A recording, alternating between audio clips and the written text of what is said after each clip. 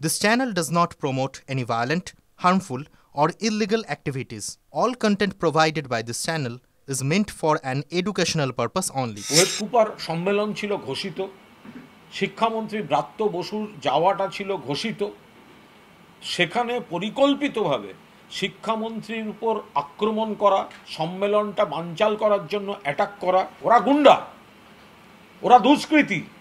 এর আগে তো দেখা গেছে উপাচার্য গোপাল সেনকে তো হত্যা করা হয়েছিল বিশ্ববিদ্যালয়ের মধ্যে। কে দায়িত্ব নিতেন তখন? দুদিন আগে থেকে ওখানে পোস্টারিং হয়েছে, হোয়াটসঅ্যাপ গ্রুপে হয়েছে, বিক্ষোভ দেখাতে হবে, গন্ডগোল করতে হবে। আর তারপর গাড়ির সামনে শুয়ে নাটক। এটা কথা হলো একটা? বলছে গাড়ি পিষে দিয়ে গেছে, পিষে দিয়ে গেছে, পিষে দিয়ে গেছে। এক্সরে রিপোর্টে কোনো ফ্র্যাকচার নেই। ইয়ার কি হচ্ছে?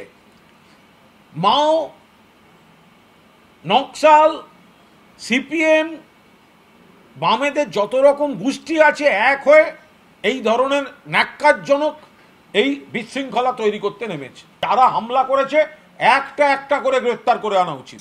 মানুষের খাতে কাল দেখেছেন যাদবপুরে ওই চারগুচি ছেলে মেয়ে বসে বড় বড় কথা বলছিল। অবরোধে বিরক্ত হয়ে মানুষ তাদের তুলে দিয়েছে, ঘাড় ধাক্কা দিয়েছে কালকে এই অবরোধকারী সিপিএম আর এসএফআই কে পাবলিক। বাংলায় কোনো রকম ধর্মঘট চলবে না।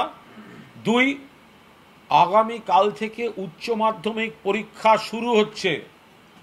পরীক্ষা যারা দিচ্ছে তাদের কোনো রকম অসুবিধা পরীক্ষার হলে যাওয়ার সময়, পরীক্ষা চলাকালীন এবং বাড়ি ফেরার সময় কোনো জায়গায় যেন কোনো সমস্যা না হয়।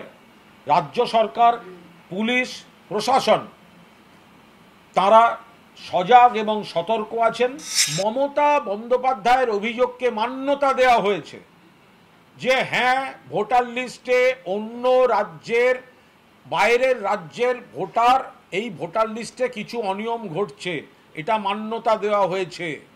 দ্বিতীয়ত, তার কোনো সদুত্তর নেই ওখানে যে কেন এটা হলো। ওরা বোঝাতে চেয়েছেন যে এটাকে কিভাবে অ্যাভয়েড করা যায়। অনেক কথার মার প্যাচে বলছেন এখন ভুল থাকলে রেকটিফাই হবে। যদি কোথাও দুজনের পড়ে যায় তাদের জন্য আবার একটা ইউনিক এপিক কার্ড নাম্বার তাদের দেওয়া হবে। আমরা পরিষ্কার বলছি যে ইলেকশন কমিশন তার ব্যাখ্যায় তৃণমূল কংগ্রেস সন্তুষ্ট নয়।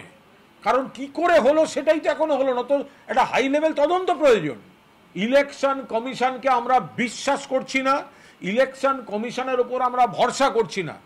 ওনারা এখন সব ফাঁস হয়ে গেছে বলে ড্যামেজ কন্ট্রোলে নেমে কি বলছেন কি করবেন আলাদা, কিন্তু আমাদের গোটা পার্টি মাননীয় মুখ্যমন্ত্রীর নির্দেশে যেমন স্ক্রুটিনিতে নেমে গিয়েছেন, জেলায় জেলায়, পাড়ায় পাড়ায়, বুথে বুথে, ঠিকানায় ঠিকানায়, পরিবারে পরিবারে, এইটা আমাদের পুরোদস্তুর অব্যাহত রাখতে হবে।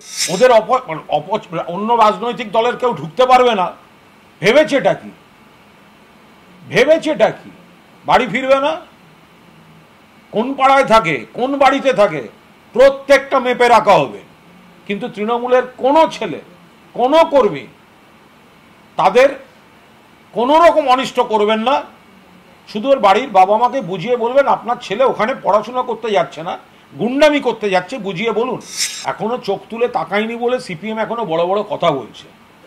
2011 সালে মমতা বন্দ্যোপাধ্যায় পরিবর্তনের পর রবীন্দ্রসঙ্গীত শুনিয়েছিলেন বলে না, এখনো পর্যন্ত তৃণমূল সেই ধৈর্যটা রেখেছে। রবীন্দ্রসঙ্গীতের পরিস্থিতিটা চলছে বলে সিপিএমের এই সমস্ত বড় বড় কথাবার্তা, কুৎসা, এই হামলাগুলো এখনো চলছে।